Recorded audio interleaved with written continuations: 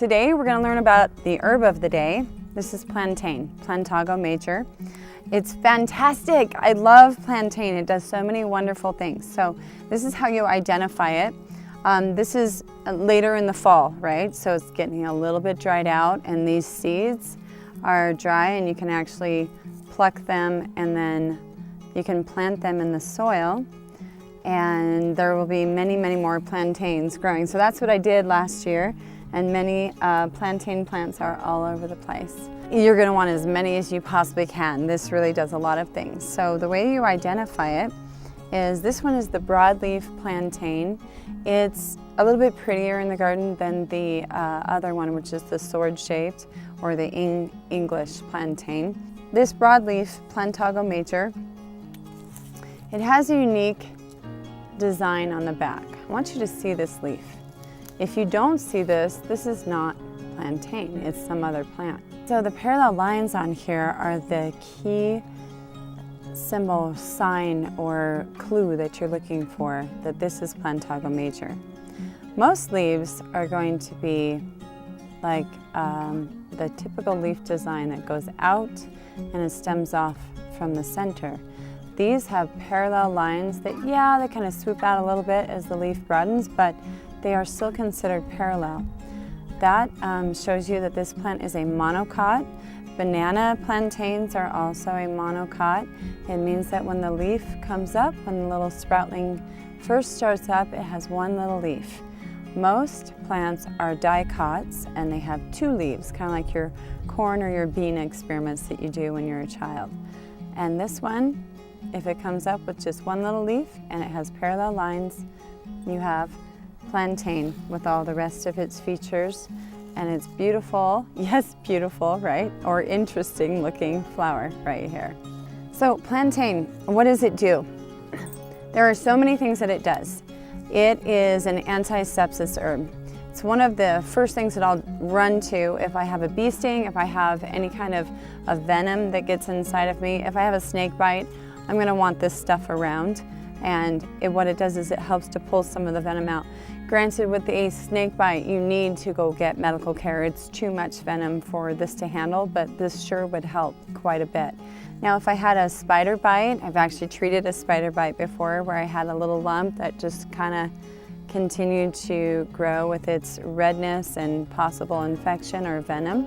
And all I had to do is just get this stuff ready and put a poultice on it. For bee stings, you make that poultice, put it on immediately. Usually the child will stop crying. It's wonderful for the parent and for the child because it tends to take the pain away. And you can leave that poultice on there as a little bandage while the bee sting is coming down. It will just get better and better, and this plantain will help heal it. Another thing this is great for is the same thing that I'll tell you about comfrey, that comfrey is good for. This has what's called allantoin in it. So allantoin is a healing component found in the plant, and it's a cell proliferant. So what does that mean? So here's a whole bunch of cells, and those cells need a certain type of nourishment to reproduce super, super fast. This is like Superman phase of healing, right?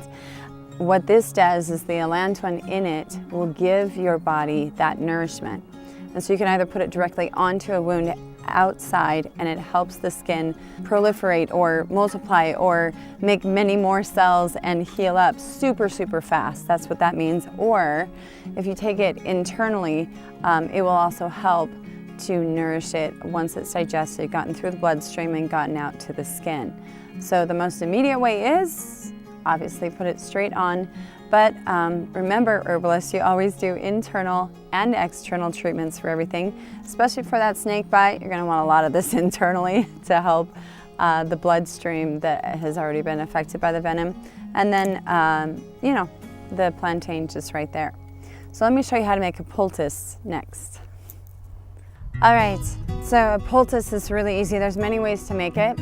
Honestly, the fastest, easiest way, especially if you have access to a mortar and pestle in your kitchen or something to crush the leaves with, would be to wash them. You want everything as clean as possible if you're going to put it on a wound. And it's even better to put maybe an alcohol-based tincture on it, such as your aseptic tincture that you'll have in your first aid kit. But the important thing is to just crush this. And so when you crush this, all the moisture comes out. And the wonderful thing about it, it almost looks like a pesto, doesn't it? The wonderful thing about it is it's just a paste and it's ready to put onto a wound. So let's see if I have an owie. Look, I have a little owie right here. If I want it to heal super fast, I can just put this right on here and then fasten a bandage over the top of it or something to hold it. Otherwise, I'll have a fun little Halloween costume on top of my hand to make it fun. So let's say you're on a hike or somewhere out where you don't have a mortar and pestle or any of your fun toys with you. You got a bee sting, something like that. You just make a poultice by taking that leaf and working it in your hands. Do the best you can. You'd be amazed at how well you can get a poultice to crush up. You can actually get a pretty good poultice there. You're going to need a nice Band-Aid to hold it into place. It doesn't make as nice of a paste when you do that. Now if you need it to be pastier and you don't mind the saliva in the mix, what you can do is chew it into a survival sort of a poultice. That'll add more moisture to it and you can actually chew it and break it up just as much as a mortar and pestle would. The only issue some people have is that there's a lot of bacteria in your mouth, and if you don't want your bacteria on a wound, then don't do it that way. Keep it as clean as you can. And in fact, you can put the aseptic tincture that should be in your hiking bag right onto it, and that'll sanitize it even more so you don't have any infection from, bacteria stuff from the plant that would get into your wound. A great way to keep it clean.